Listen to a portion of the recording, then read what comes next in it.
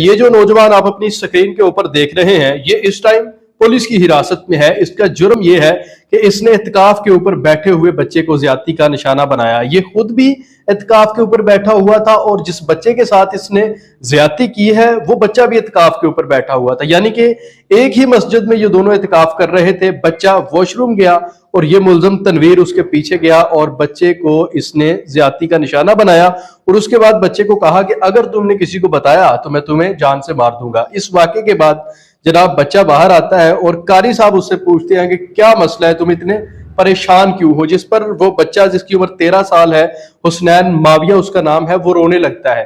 तो कारी साहब उसको फिर पूछते हैं कि क्या मसला है, लेकिन वो बच्चा नहीं बताता कि क्या हुआ है। वो कारी उस बच्चे के वालिद रमजान को कॉल करता है और कहता है कि तुम्हारे बेटे को कोई मसला है, वो इत्काफ के ऊपर बैठा हुआ था, अब अचानक से उसे कोई मसला बना है और वो रोने लगा है, लेकिन वो कुछ भी नहीं बता रहा। जिस पर रमजान साहब जो है वो मस्जिद आते हैं और उससे पूछते हैं तो बच्चा बताता है कि मुलजम तनवीर ने मेरे साथ ज्यादती की है, मैं वॉशरूम गया था, मेरे पीछे आ गया, इसने मेरे साथ ज्यादती की और उसके बाद मुझे इसने धमकी लगाई कि अगर किसी को तुमने बताया तो मैं तुम्हें जान से मार दूंगा। इस वाकये के बाद जब नाजरीन पता चला मुलजम तनवीर को कि मामला खराब होना शुरू हो चुके हैं तो उसने इत्काफ छोड़ा और फरार हो गया। पुलिस को जब पता चला तो पुलिस भी सिद्दीक़ अकबर मस्जिद में पहुंच जाती है और पुलिस मुलजम की तलाश शुरू कर देती है। ये वाकया सोशल मीडिया के ऊपर जब बड़ी तेजी से हाईलाइट होता है तो पुलिस को भी अपना काम तेज करना पड़ता है। उसके बाद 24 घंटों में इस मुलजिम को पुलिस जो है वो गिरफ्तार कर लेती है। मुकदमा इसके खिलाफ दर्ज हो चुका है, नाजरीन खुद भी गिरफ्तार हो चुका है। लेकिन